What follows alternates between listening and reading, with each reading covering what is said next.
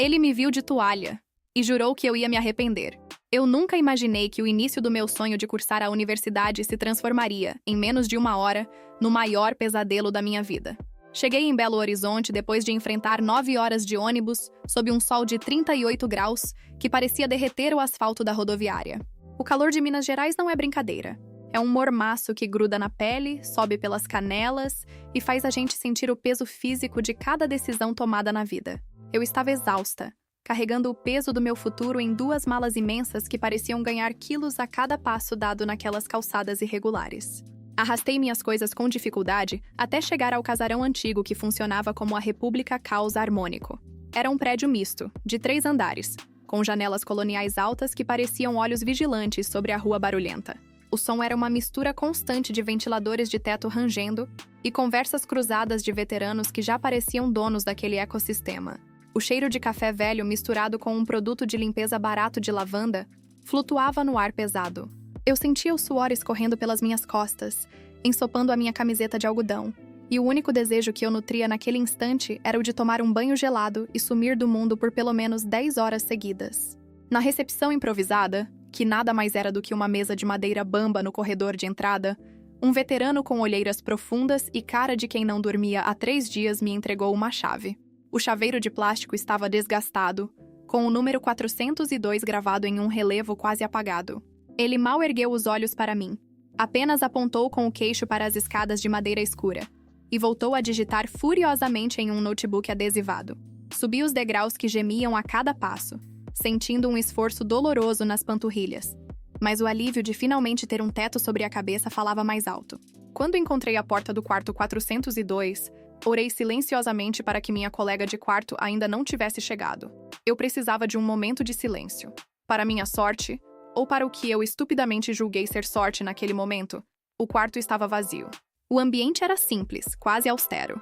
2 camas de solteiro com colchões finos, 2 escrivaninhas marcadas por anos de estudo e um guarda-roupa de madeira escura que ocupava quase uma parede inteira, exalando um cheiro de mofo e passado. Escolhi a cama ao lado da janela, onde a brisa quente que vinha da rua ainda era um pouco melhor do que o ar parado e abafado do interior do quarto. Joguei minhas malas de qualquer jeito e, sem sequer desfazê-las, peguei minha nécessaire e fui direto para o banheiro. O banho foi a única coisa boa daquele dia, pelo menos nos primeiros 10 minutos. Deixei a água morna, já que a água fria naquele prédio era um mito urbano. Levar embora a poeira da estrada e toda a atenção acumulada de estar longe de casa pela primeira vez na vida. Quando saí do box, sentindo a pele ainda quente pelo vapor, me enrolei em uma toalha branca que já tinha visto dias muito melhores e que, sinceramente, mal cobria o necessário. Caminhei de volta para o quarto confiante, com a guarda totalmente baixa, acreditando piamente que a privacidade era minha naquele território sagrado. Eu estava sozinha. O silêncio era meu.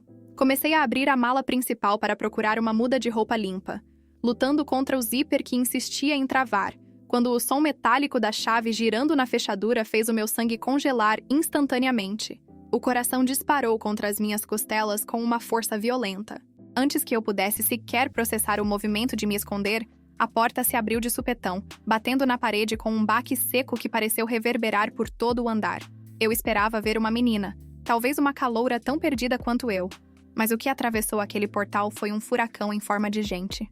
Um garoto alto, de ombros largos e cabelos levemente úmidos, entrou carregando uma mala imensa e uma bolsa transversal pesada que o fazia tombar para o lado. Ele entrou reclamando baixinho sobre o peso da bagagem, olhando fixamente para os próprios pés e para o chão de taco, concentrado em não tropeçar enquanto tentava equilibrar tudo em cima da cama que eu tinha acabado de escolher como minha. Ele não me viu de imediato. Ele estava ocupado demais lutando contra a gravidade, até que o silêncio sepulcral do quarto e a minha respiração ofegante chamaram a sua atenção. Quando ele finalmente ergueu os olhos, o tempo parou. O ar simplesmente desapareceu dos meus pulmões, e o calor de Minas pareceu se transformar em um gelo súbito na minha espinha. Eu entrei em um estado de choque puro, uma paralisia que durou apenas milésimos de segundo antes que o desespero assumisse as rédeas da minha consciência. Ele ficou ali, estático, com a boca entreaberta, e eu pude sentir o trajeto exato dos seus olhos. Eles percorreram a minha silhueta, descendo pelos meus ombros ainda úmidos de água, passando pelo limite perigosamente curto daquela toalha branca, até pararem nos meus pés descalços. A sensação de vulnerabilidade foi como um soco no meu estômago. Eu me senti nua, exposta, violada na minha intimidade mais básica e, acima de tudo, traída pelo destino que me trouxe até ali.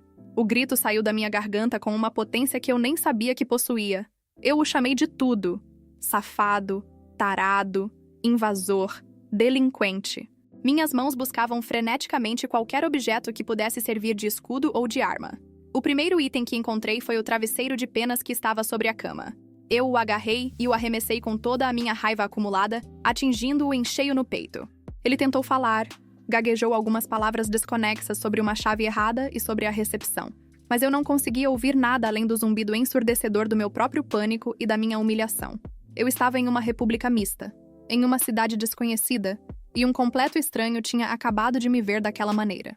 Comecei a gritar ainda mais alto, ordenando que ele saísse, expulsando-o com uma fúria tamanha que os vizinhos do quarto ao lado começaram a bater na parede, exigindo silêncio. O garoto, que até então parecia apenas confuso e chocado, começou a mudar de expressão diante dos meus ataques. A surpresa inicial deu lugar a uma irritação profunda e visível. O susto dele tinha passado, e agora a raiva mútua era o que sobrava naquele quarto minúsculo. Ele tentou, aos berros, explicar que a recepção também tinha dado a ele a chave do quarto 402, mas as minhas ofensas e a saraivada de objetos que eu continuava a atirar, agora livros e um par de chinelos, o impediam de concluir qualquer raciocínio. Ele me chamou de louca. Disse que eu estava fazendo um espetáculo desnecessário e que o prédio inteiro ia pensar que ele era um criminoso por causa do meu histerismo. A discussão escalou para um nível ensurdecedor em questão de segundos. O suor voltava a brotar na minha testa, mas agora era o suor do ódio puro. Ele deu um passo para trás, saindo finalmente para o corredor, mas antes de bater a porta, ele me lançou um olhar que me fez estremecer por dentro. Não era um olhar de luxúria, nem de vergonha. Era uma promessa de retaliação. Ele disse, com uma voz pausada, grave e carregada de um rancor que me deu calafrios, que eu ia me arrepender amargamente por ter começado a nossa convivência daquela maneira. A porta bateu com tanta força que o quadro de avisos pregado no corredor caiu no chão. Eu caí sentada na cama, tremendo de cima a baixo, segurando a toalha contra o meu peito com as mãos pálidas, sabendo no fundo da minha alma que a minha vida naquela faculdade tinha acabado de começar com uma declaração de guerra formal e irrevogável. Edit. 1. Para quem está perguntando nos comentários. Sim, o erro foi da recepção. Descobri mais tarde que o veterano que me atendeu estava sob o efeito de 3 energéticos e trocou as listas de quartos masculinos e femininos do quarto andar. O azar foi todo meu. Edit 2. Eu não sou barraqueira, mas se coloquem no meu lugar. Imagine chegar exausta, estar vulnerável, e um cara desconhecido entrar no seu quarto com a própria chave. Eu agi por puro instinto de sobrevivência. Edit 3. O nome do infeliz é Leonardo, mas todo mundo aqui o chama de Léo. Descobri que ele é atleta da natação e tem uma marra que não cabe no peito. Ele foi realocado para o quarto 403, bem na minha frente. O inferno é logo ali. Supercola, sabotagem e o intruso que tentou pacificar meu inferno. Os dias que se seguiram àquela entrada desastrosa de Leonardo no meu quarto foram marcados por um sol escaldante, daqueles que parecem ferver o sangue nas veias toda vez que eu o encontrava no corredor estreito do quarto andar. A promessa que ele me fez, aquela frase pausada e carregada de rancor de que eu me arrependeria, não ficou apenas flutuando no ar viciado da República como uma ameaça vazia. Ela se materializou de formas que eu não imaginava serem possíveis na mente fértil e vingativa de um universitário. Naquela primeira semana, a nossa convivência foi uma sucessão de ataques silenciosos, sabotagens infantis e olhares de desprezo absoluto que faziam a temperatura do prédio subir 10 graus em segundos. Eu o odiava com cada fibra do meu ser, e a sensação era deliciosamente mútua. A primeira grande ofensiva dele aconteceu em uma terça-feira fatídica. Eu acordei desesperada, já atrasada para a minha aula de introdução ao direito, com o despertador gritando em cima da escrivaninha. Corri para a porta, já com a mochila pesada nas costas e o suor começando a brotar nas minhas têmporas por causa do abafamento sufocante do quarto. Mas ao tentar girar a maçaneta de metal frio, ela simplesmente não se moveu. Alguém, com uma paciência de psicopata, tinha passado camadas generosas de supercola na fechadura e no trinco durante a madrugada silenciosa. Eu forcei com tanta raiva, com tanta indignação, que a chave quase se partiu na minha mão, enquanto eu ouvia, do outro lado do corredor, o som de uma porta se fechando com uma suavidade irritante e uma risadinha abafada que eu reconheceria em qualquer lugar do mundo. Perdi a primeira aula. Tive que chamar o zelador da República. Um senhor de poucas palavras que reclamou o tempo todo sobre brigas de calouros sem juízo. E jurei, enquanto via os restos de cola sendo raspados, que aquela afronta teria um preço alto demais para ele pagar. A vingança, como dizem, é um prato que se serve com pigmento azul. Na noite de quarta-feira, aproveitei que a República estava mergulhada em um caos absoluto devido a uma festa de recepção no andar térreo. O som dos graves da música lá embaixo e o ruído rítmico do ventilador de teto do corredor eram perfeitos para abafar qualquer movimento suspeito. Eu sabia que o Leonardo era extremamente vaidoso com a aparência. Ele sempre circulava com aquele cabelo impecavelmente cortado, mesmo minutos depois de acordar. Entrei no banheiro coletivo do quarto andar com o coração batendo na garganta, sentindo a adrenalina percorrer cada terminação nervosa do meu corpo. Com movimentos rápidos e precisos, troquei o conteúdo de todos os frascos de shampoo dele por uma mistura caseira de tinta temporária azul brilhante de alta fixação e um condicionador barato de cheiro enjoativo. Na manhã seguinte, o grito primordial que ecoou pelo duto de ventilação do banheiro foi a música mais bonita e gratificante que eu ouvi desde que pisei em Belo Horizonte. Ele saiu do chuveiro com o cabelo da cor exata de um céu de verão em dia de tempestade e uma fúria nos olhos que faria qualquer veterano recuar 2 passos. O melhor de tudo foi saber que ele tinha um treino de natação federado na universidade naquela exata manhã. Ele teve que cruzar o campus parecendo um personagem mal acabado de desenho animado, enquanto eu o observava da varanda da República, sentindo o calor do asfalto quente subir pelas pernas, mas com uma satisfação gélida e deliciosa preenchendo o meu peito.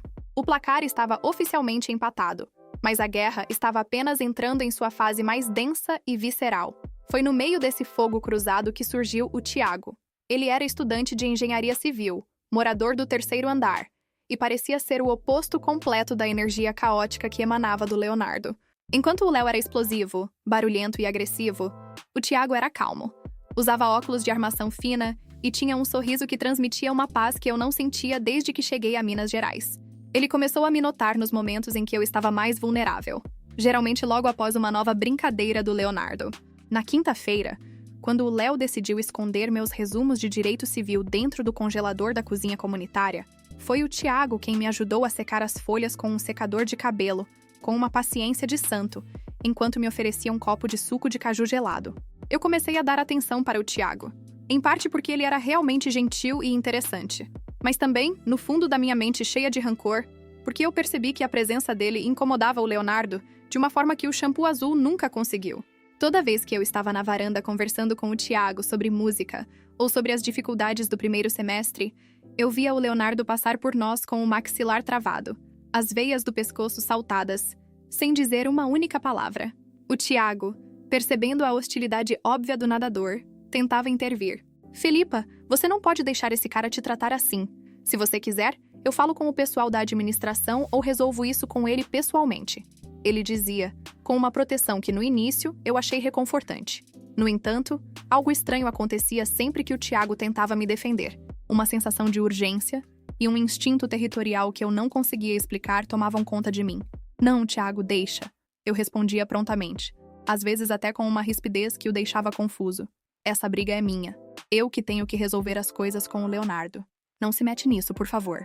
Eu não suportava a ideia de alguém entrando no meio do nosso campo de batalha.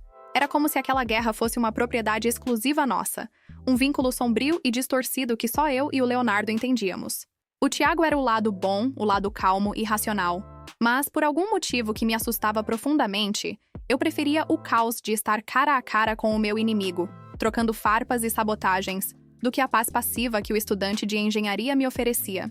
Eu gostava da companhia do Tiago, gostava do jeito que ele me olhava, mas a minha mente estava sempre voltada para a porta do quarto 403. Eu me pegava contando os minutos para o próximo ataque do Leonardo, para a próxima vez que ele cruzaria o meu caminho com aquele olhar de promessa de retaliação. A atenção dele, mesmo que carregada de ódio, era o que movia os meus dias naquela república. O Tiago era um porto seguro, mas eu parecia querer continuar navegando no meio da tempestade que o Leonardo criava. Essa percepção, a de que eu protegia a minha rivalidade com o Léo como se fosse algo sagrado, começou a me dar um medo que o calor de 40 graus de Belo Horizonte não conseguia explicar. Era um pressentimento sombrio de que o meu arrependimento prometido pelo Leonardo no primeiro dia talvez não fosse pelo que eu fiz, mas por algo que eu estava prestes a descobrir sobre mim mesma. Edith. 1. Muita gente perguntando sobre o Tiago. Ele é um fofo. Sério. Ele até se ofereceu para trocar a minha fechadura de novo se o Léo fizesse alguma coisa. Mas eu não sei. Sinto que se ele fizer isso, a graça da revanche acaba. Edit 2. O Leonardo viu o Thiago me trazendo um pão de queijo na biblioteca hoje. Ele nem olhou na minha cara, mas bateu a porta da sala de estudos com tanta força que a bibliotecária quase o expulsou. Ele está possesso. Edit 3. Eu não estou apaixonada pelo Thiago, mas ele é a única coisa normal na minha vida agora. O problema é que o normal está começando a parecer muito sem graça perto da guerra do quarto andar. Isso é normal? O mormaço de Minas, o ciúme que ele não admite e o meu jogo de esconde-esconde. O calor em Belo Horizonte naquela segunda quinzena de março atingiu níveis que eu consideraria desumanos para qualquer ser vivo que não fosse um lagarto ou um estudante de direito movido a café e ódio. O asfalto da Rua da República parecia uma chapa quente, exalando um vapor que distorcia a visão de quem se atrevesse a olhar pela janela por muito tempo. Dentro da República Caos Harmônico, o ar-condicionado era um luxo inexistente e os ventiladores de teto apenas empurravam o ar quente de um lado para o outro, como se estivessem tentando nos cozinhar vivos em fogo baixo. Foi nesse cenário de suor e irritação latente que a minha guerra particular com o Leonardo tomou um rumo que eu não conseguia mais prever. E o motivo tinha nome, sobrenome e um curso de engenharia. Thiago. O Thiago continuava sendo a minha ilha de sanidade naquele oceano de provocações. Ele me trazia picolé de groselha da esquina, me ajudava a carregar os vades mecuns pesados e, às vezes, ficava comigo na sala de convivência apenas ouvindo as minhas reclamações sobre o Leonardo. Era confortável, era seguro e, honestamente, era o que qualquer pessoa normal escolheria. Mas eu não era normal. Eu percebia que, toda vez que o Thiago colocava a mão no meu ombro ou fazia um elogio bobo sobre o meu cabelo, os meus olhos buscavam instintivamente o vulto do Leonardo no corredor. Eu estava usando o Thiago como um escudo, sim, mas também como uma arma de destruição em massa para o ego do nadador. E estava funcionando. O Leonardo parou com as sabotagens óbvias, como a supercola ou o shampoo azul. Ele entrou em uma fase de guerrilha psicológica que me deixava em frangalhos. Ele passou a me ignorar ostensivamente, o que era 1000 vezes pior do que ser xingada. Se eu entrava na cozinha, ele saía sem terminar o prato.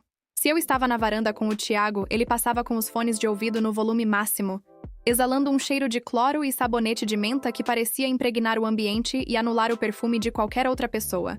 Mas o silêncio dele era barulhento. Eu via o modo como ele apertava as mãos ao redor da garrafa de água quando o Thiago ria de uma piada minha. Eu via a veia da têmpora dele pulsar quando o estudante de engenharia bonzinho se oferecia para consertar algo para mim. Numa tarde de quinta-feira, o mormaço estava tão insuportável que a maioria dos moradores fugiu para o shopping apenas para ficar no ar-condicionado. Eu fiquei, tentando terminar um fichamento de filosofia do direito. O Thiago estava sentado no chão do meu quarto. A porta estava aberta, seguindo as regras rígidas da dona Cida para visitas masculinas, tentando me explicar algo sobre cálculo que eu nunca entenderia. O Leonardo passou pela porta aberta. Ele parou por um segundo que pareceu uma eternidade. Ele não olhou para mim. Ele olhou para o Thiago, sentado no tapete que eu tinha comprado na semana anterior. O olhar dele era predatório, carregado de um desdém que fez o ar do quarto sumir. Ele não disse nada, apenas bateu com o ombro no batente da porta e seguiu para o 403, fechando a porta dele com um estrondo que fez o meu quadro de avisos tremer. "Esse cara é um problema, Filipa", o Thiago disse, ajustando os óculos, claramente desconfortável. "Ele é agressivo, instável. Se você quiser, eu posso falar com o síndico da República hoje mesmo. Isso que ele faz, esse terrorismo psicológico, não está certo. Eu posso resolver isso por você? Não precisa se desgastar." Senti uma pontada de irritação que não tinha nada a ver com o calor. "Eu já te disse, Thiago. Eu resolvo as minhas pendências com o Leonardo. Não preciso de um cavaleiro de armadura brilhante para me defender de um nadador com complexo de superioridade. Eu estava sendo injusta com o Thiago, eu sabia. Ele só queria ajudar. Mas a ideia de ele resolver algo com o Leonardo me causava uma náusea estranha. Era como se ele estivesse tentando ler o meu diário sem permissão. Aquela briga, aquele ódio que nascia no dia da toalha, era um segredo compartilhado entre mim e o Léo. Era a nossa linguagem, por mais distorcida que fosse. O Thiago era um intruso em um diálogo de surdos que só nós dois conseguíamos entender. No fundo, eu não queria que a briga acabasse. Eu queria ganhar, mas queria que a luta continuasse. E essa percepção começou a me assombrar mais do que qualquer ameaça dele. Mais tarde, naquela mesma noite, fui até a lavanderia comunitária no fundo do prédio. O lugar era úmido, escuro e cheirava a sabão em pó barato. O calor ainda não tinha dado trégua, e a única luz vinha de uma lâmpada fluorescente que piscava ritmicamente, dando ao ambiente um ar de filme de suspense de baixo orçamento. Eu estava tirando minhas roupas da máquina quando ouvi a porta ranger. Pensei que fosse o Tiago vindo me oferecer mais um picolé, mas quando me virei, era o Leonardo. Ele estava sem camisa, apenas com um calção de natação, com a pele brilhando de suor e os músculos das costas ainda tensos do treino. Ele não parecia o garoto confuso do primeiro dia. Ele parecia perigoso. Ele caminhou até a máquina de gelo ao lado das lavadoras, me ignorando completamente. O barulho do gelo caindo no balde plástico era o único som além do estalo da lâmpada. Eu tentei manter a minha postura de não me importo, mas o meu coração batia tão forte que eu tinha medo de ele ouvir. Eu precisava dizer algo. Precisava quebrar aquele silêncio que me sufocava mais que o mormaço mineiro. O que foi, Leonardo? Perdeu a voz junto com o bom senso?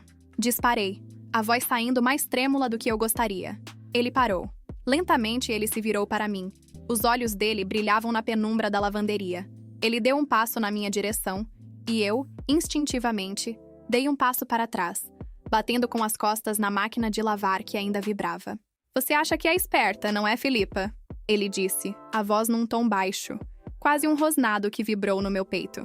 Acha que trazer aquele projeto de engenheiro para o meu corredor vai fazer eu esquecer o que você fez? Acha que ele vai te proteger de mim? Ele é meu amigo, Leonardo. Coisa que você nunca saberia ser, respondi tentando recuperar o fôlego. Ele é gentil. Ele se importa. Ele não invade o quarto das pessoas e jura vingança porque foi pego olhando o que não devia. Ele deu outro passo. Agora, ele estava tão perto que eu conseguia sentir o calor que emanava do corpo dele. O cheiro de cloro e menta era avassalador. Ele colocou as duas mãos na máquina de lavar, uma de cada lado do meu corpo, me prendendo naquele espaço mínimo. Eu não estava olhando o que não devia, Filipa. Eu estava olhando para o que era meu por direito. Se aquela recepção não fosse um lixo, ele sussurrou, o rosto a centímetros do meu. E sobre o seu amiguinho, diga para ele parar de tentar resolver os seus problemas. Ele não tem a menor ideia de como lidar comigo. E você também não tem. Eu deveria ter gritado. Deveria ter empurrado ele. Mas eu fiquei ali, hipnotizada pelo brilho de raiva e de algo mais que eu não conseguia identificar nos olhos dele. O suspense era insuportável. Eu sentia que, a qualquer momento, algo iria quebrar. O ódio estava lá, mas havia uma tensão física entre nós que não era mais sobre sabotagens ou shampoos. Era algo primitivo, algo que me assustava porque eu percebia que estava reagindo à presença dele de uma forma que nunca reagiria ao Tiago. Você me odeia tanto assim? Perguntei num fio de voz. Ele deu um sorriso de canto, um sorriso amargo e seco. Eu odeio o fato de você estar em cada pensamento meu desde aquele dia. Eu odeio o fato de você não sair da minha frente, mesmo quando não está no corredor. E eu odeio ainda mais o fato de você deixar aquele idiota tocar em você. Ele se afastou bruscamente, pegando o balde de gelo e saindo da lavanderia sem olhar para trás. Eu fiquei ali, no escuro, tremendo não de frio, mas de uma compreensão súbita e aterradora que me atingiu como um raio. O meu arrependimento tinha começado. Eu não me arrependia da briga. Eu me arrependia de ter deixado aquela guerra chegar a um ponto onde eu não sabia mais onde terminava o ódio e onde começava o desejo por ele. Algo novo estava chegando, e eu sentia que o céu de Belo Horizonte estava prestes a desabar sobre nossas cabeças. Edit 1. Muita gente perguntando por que eu não contei para o Tiago sobre o que aconteceu na lavanderia. Como eu vou explicar para ele que o meu inimigo me encurralou e eu não tive coragem de empurrar? Ele nunca entenderia. Edit 2. O Leonardo comprou um saco de pancadas e colocou no quarto dele. O barulho dele socando aquilo à noite está me deixando louca. Parece que ele está tentando descontar a raiva em alguma coisa antes que perca o controle de vez. Edit 3. O Tiago me convidou para um jantar sério no próximo sábado. Ele disse que quer oficializar as coisas. Eu aceitei, mas toda vez que penso nisso, meu estômago embrulha. O clima na República está carregado. Acho que vem tempestade por aí. O jantar da discórdia, a fúria do nadador e o silêncio absoluto do apagão. O sábado chegou trazendo uma daquelas tardes de mormaço pesado, onde o céu de Belo Horizonte ganha um tom de chumbo e o ar parece ter parado de circular por completo. Eu me sentia estranha, como se estivesse caminhando em direção a um precipício vestindo a minha melhor roupa. O Tiago tinha reservado uma mesa em um restaurante italiano charmoso no bairro Savassi, longe da bagunça da República Caos Harmônico, e insistiu que passaria para me buscar às 8 da noite. Eu passei a tarde tentando me concentrar no Código Civil, mas as palavras pareciam embaralhadas. Meus ouvidos estavam sintonizados em cada ruído que vinha do corredor. Eu ouvia o som da porta do 403 abrindo e fechando, o barulho da água no chuveiro coletivo, o silêncio tenso que o Leonardo deixava toda vez que cruzava o meu caminho sem dizer uma única palavra. Quando comecei a me arrumar, a sensação de que eu estava traindo algo que eu nem sabia o que era me sufocava. Coloquei um vestido preto simples, arrumei o cabelo com cuidado e passei um perfume que eu raramente usava. Eu queria estar bonita, mas no fundo da minha mente, uma voz perversa perguntava se eu queria impressionar o Thiago ou se eu queria que o Leonardo visse o que estava perdendo por ser um idiota. Saí do quarto por volta das 7h45. O corredor estava mergulhado naquela luz amarelada e quente de sempre. Para minha sorte, ou azar completo, o Leonardo estava encostado na parede, bem ao lado da porta dele, com os braços cruzados sobre o peito nu, usando apenas uma calça de moletom cinza. Ele parecia estar esperando por algo, ou por alguém. O olhar dele percorreu o meu corpo de cima a baixo com uma lentidão deliberada, uma insolência que fez o meu sangue ferver e minhas mãos tremerem. Ele não disse, boa noite. Ele apenas soltou um riso seco de escárnio. Vai sair com o cavaleiro de óculos, Filipa? Ele vai te levar para comer massa e falar sobre vigas de sustentação? Ele provocou, a voz carregada daquele deboche que me dava vontade de esmurrá-lo e, ao mesmo tempo, de nunca mais sair de perto dele. Eu respirei fundo, sentindo o cheiro de menta dele misturado ao calor do corredor. Vou sair com alguém que sabe o significado da palavra respeito, Leonardo. Coisa que você claramente esqueceu de aprender entre um treino e outro. Respondi tentando manter a postura enquanto meu coração martelava contra as costelas. Ele deu um passo à frente, estreitando o espaço entre nós, mas o som da campainha da recepção ecoou lá embaixo. Era o Thiago. O jantar foi um exercício de atuação. O Thiago foi perfeito. Ele foi gentil, segurou a minha mão sobre a mesa, falou sobre o futuro, sobre como ele queria que nós tentássemos algo mais sério, talvez um namoro oficial. Ele era o porto seguro que qualquer pessoa em sã consciência desejaria. Mas enquanto ele falava, eu só conseguia pensar no modo como o maxilar do Leonardo travava quando ele me olhava.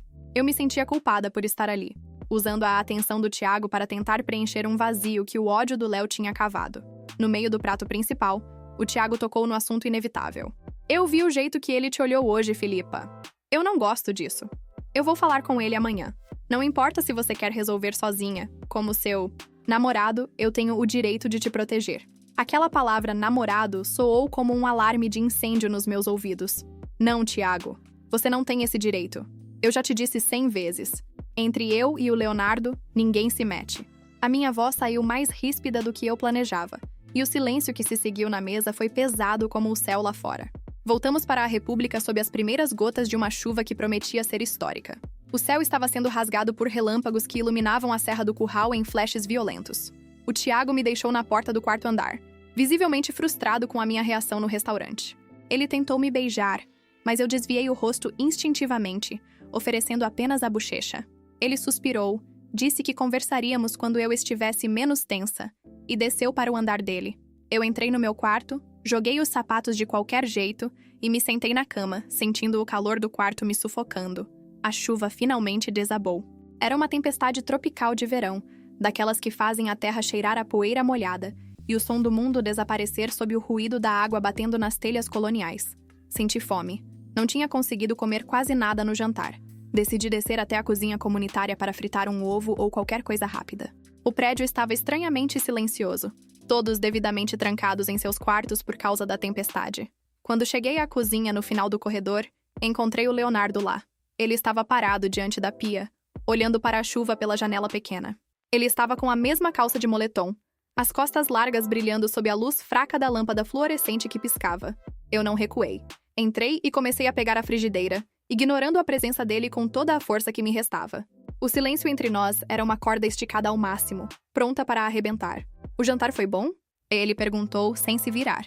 A voz dele era baixa, quase fundida ao barulho do trovão que estremeceu as janelas. Foi ótimo. O Thiago é uma pessoa incrível. Menti, sentindo o gosto amargo da palavra na boca. Ele soltou um suspiro pesado e se virou, caminhando devagar até onde eu estava. Para de mentir, Filipa. Você odeia o jeito que ele tenta te domar. Você odeia o fato de ele ser tão morno. Eu bati a frigideira no fogão com força. E você é o quê, Leonardo? O sol escaldante? O cara que acha que pode entrar na vida das pessoas chutando a porta? Você não sabe nada sobre mim. Ele se aproximou, a centímetros de mim, a fúria e a frustração transbordando pelos poros. Eu sei que você pensa em mim tanto quanto eu penso em você. Eu sei que essa briga toda é a única coisa que te faz sentir viva nessa cidade. Eu ia responder, ia gritar, ia dizer que ele era um egocêntrico louco, mas naquele exato momento, um estrondo ensurdecedor de um raio caindo muito perto fez o prédio inteiro vibrar. As luzes da cozinha piscaram 1, 2 vezes e se apagaram de vez. O breu foi total, absoluto, imediato. A única coisa que sobrou foi o barulho ensurdecedor da chuva e o cheiro de ozônio que entrava pela fresta da janela. Eu congelei. A escuridão era tão densa que eu não conseguia enxergar a minha própria mão. Tentei tatear o balcão em busca do meu celular que eu tinha deixado perto do fogão, mas antes que meus dedos encontrassem o aparelho, senti uma mão firme e quente envolver o meu pulso com uma precisão que só alguém que conhecia aquele espaço no escuro teria. O calor do corpo dele estava ali, a milímetros do meu. O cheiro de sabonete de menta e o hálito quente de quem estava com a respiração tão acelerada quanto a minha denunciaram a posição dele. Ainda com medo do escuro puff de penas? Ele sussurrou. A voz dele não tinha mais deboche. Tinha uma urgência, uma vulnerabilidade que eu nunca tinha ouvido antes. Ele estava tão perto que o hálito dele roçou a curva do meu pescoço, enviando uma descarga elétrica por toda a minha espinha que nenhum raio lá fora seria capaz de igualar. Eu deveria ter gritado. Deveria ter chamado o Tiago. Deveria ter empurrado o Leonardo com toda a minha força. Mas eu apenas fiquei ali, imóvel, sentindo a pressão dos dedos dele no meu pulso e o calor avassalador que emanava do homem que eu jurava odiar mais do que tudo no mundo. Naquele breu, todas as máscaras caíram. Não havia mais advogada, não havia mais nadador, não havia mais Tiago. Havia apenas nós dois, a chuva e um silêncio que gritava verdades que nenhum de nós dois estava pronto para admitir. Edite 1. Para quem perguntou sobre o restaurante. Eu me sentia a pior pessoa do mundo. O Tiago não merecia uma noite tão fria. Mas como eu explico para alguém que o meu coração só bate forte quando eu estou em guerra? Edite 2. O apagão não foi só na República. O bairro inteiro ficou no escuro. Parece que um transformador estourou na rua de baixo. O silêncio que ficou depois do estrondo foi a coisa mais assustadora e reveladora que já senti. Edite 3. Eu ainda estou na cozinha. O Leonardo não soltou o meu pulso. Eu consigo ouvir o coração dele batendo. Ou talvez seja o meu. A chuva não para. Eu não sei o que vai acontecer quando a luz voltar, ou se eu quero que ela volte. O breu na cozinha da República Caos Harmônico não era apenas a ausência de luz. Era uma redoma de vidro, espessa e inquebrável, que nos isolava de todo o barulho da chuva que fustigava as janelas coloniais com uma violência cega. Eu ainda conseguia sentir a pressão digital dos dedos do Leonardo no meu pulso. Uma pegada firme, possessiva, mas que tinha perdido toda aquela agressividade cortante dos primeiros dias de guerra. O calor que emanava do corpo dele, ali a milímetros de mim no meio daquela escuridão absoluta, era uma força gravitacional mais poderosa do que qualquer mormaço de Minas Gerais. Eu deveria ter puxado o meu braço com indignação, deveria ter disparado algum xingamento ácido sobre o shampoo azul ou sobre a supercola que quase me fez perder uma prova, mas a minha voz simplesmente tinha sido roubada pelo vácuo entre nós. O cheiro de sabonete de menta dele misturava-se ao cheiro de terra molhada e ozônio que invadia a cozinha pela fresta da janela, criando uma atmosfera carregada de uma eletricidade que fazia os pelos dos meus braços se arrepiarem. "Você está tremendo", ele disse, baixinho, a voz rouca vibrando tão perto do meu ouvido que eu senti o meu corpo inteiro reagir, uma descarga elétrica que percorreu da ponta dos meus dedos até a base da nuca. Eu não respondi. Se eu abrisse a boca, eu sabia que a mágica perigosa daquele silêncio estranho se estilhaçaria, e nós voltaríamos a ser os 2 gladiadores do quarto andar, fingindo que não nos afetávamos. O barulho da chuva lá fora parecia abafado, como se o mundo tivesse parado de girar apenas para ver o que aconteceria naquela cozinha escura. A escuridão prolongada começou a fazer meus outros sentidos trabalharem em dobro. Eu ouvia a respiração dele, pesada e ritmada, e sentia o calor do seu peito nu irradiando em direção ao meu vestido de seda. A mão dele, que ainda segurava meu pulso, subiu devagar pelo meu antebraço. Um toque hesitante, quase um pedido de desculpas silencioso por meses de hostilidade. "O Tiago não entende nada, Filipa", ele sussurrou, a voz agora carregada de uma vulnerabilidade que me desarmou mais do que qualquer insulto. "Ele olha para você e vê uma menina que precisa de proteção, de um guia, de alguém que conserte as coisas. Mas eu olho para você e vejo o fogo que me consome desde que entrei naquele quarto por engano. Eu não quero te consertar. Eu quero que você me incendeie. Senti o ar faltar nos meus pulmões. Aquela confissão foi o golpe final na minha armadura de gelo. Todas as sabotagens, os livros escondidos na biblioteca, as trocas de sal por açúcar e as brigas no corredor, tudo aquilo não passava de uma cortina de fumaça, um teatro infantil que montamos porque tínhamos medo da intensidade do que aconteceu no primeiro segundo em que nossos olhos se cruzaram. A nossa guerra era a única forma que conhecíamos de manter o outro por perto sem admitir a derrota da paixão. Eu também te odeio, Leonardo. Eu respondi, a voz saindo num fio quase imperceptível, mas carregada de uma verdade que doía. Odeio o fato de que nenhum picolé do Tiago tem o gosto que a sua raiva tem. Odeio que eu passei 2 meses planejando como te irritar só pra ter uma desculpa para você bater na minha porta. O silêncio que se seguiu foi preenchido apenas pelo som de um trovão distante e pela goteira que batia ritmicamente no balde embaixo da pia. Ele soltou o meu braço, mas apenas para envolver a minha nuca com a palma da mão quente e firme. Eu senti os dedos dele se emaranhando no meu cabelo, puxando levemente a minha cabeça para trás. Eu jurei que você ia se arrepender, lembra? Ele murmurou, o hálito roçando os meus lábios. E eu me arrependo, confessei, fechando os olhos na escuridão.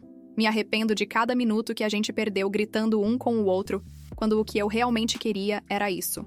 O beijo não foi doce, nem gentil, nem parecido com nada que eu já tivesse experimentado com qualquer outro cara normal.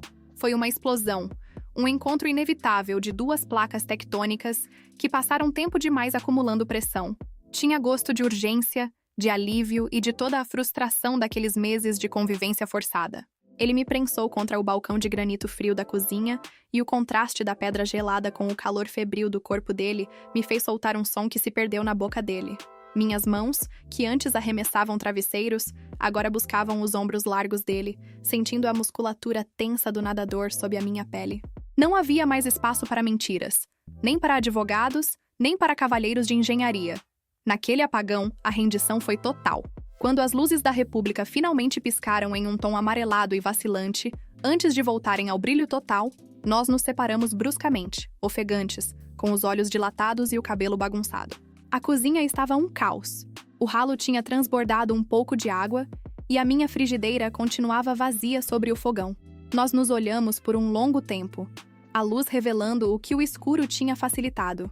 O Leonardo deu um sorriso de canto, aquele mesmo sorriso perigoso do dia da toalha. Mas agora não havia rancor nele. Havia uma promessa diferente. E agora, Felipa? Vai fazer um boletim de ocorrência por invasão de espaço pessoal? Ou a gente vai finalmente aceitar que o quarto 402 foi o melhor erro da nossa vida? Eu não respondi com palavras. Apenas peguei o pano de prato que estava no meu ombro e, por puro hábito de guerra, dei uma chicotada de brincadeira no braço dele antes de rir. Uma risada genuína que parecia ter levado 2 anos para sair. A guerra oficial tinha acabado, mas eu sabia que as nossas provocações estavam apenas mudando de território. Saímos da cozinha juntos, caminhando pelo corredor do 4º andar, e quando passei pela porta do Tiago no andar de baixo, senti um aperto de desculpas no coração, mas a certeza absoluta de que o porto seguro nunca seria o meu destino. O meu destino era o mar revolto, o cloro da piscina e o garoto que me viu de toalha e decidiu que eu seria o seu maior arrependimento e o seu maior amor. 2 anos depois, enquanto escrevo isso, ele ainda reclama que eu uso o shampoo dele, e eu ainda escondo as chaves da moto dele só para vê-lo entrar no meu quarto sem bater. Afinal, algumas tradições da República Caos Harmônico nunca devem morrer. Edit 1. Para quem perguntou sobre o Tiago, foi difícil. Eu terminei com ele no dia seguinte. Ele foi um cavalheiro até o fim, mas a gente sabe quando a nossa alma pertence a outro lugar. Ele se formou e hoje está bem. Encontrou uma menina linda e fazem um lindo casal juntos. Edit 2. O Leonardo realmente guardou o frasco de shampoo azul. Ele colocou em uma estante no nosso apartamento novo, com uma etiqueta escrito Dia da Vitória. Ele é um idiota, mas é o meu idiota. Edit 3.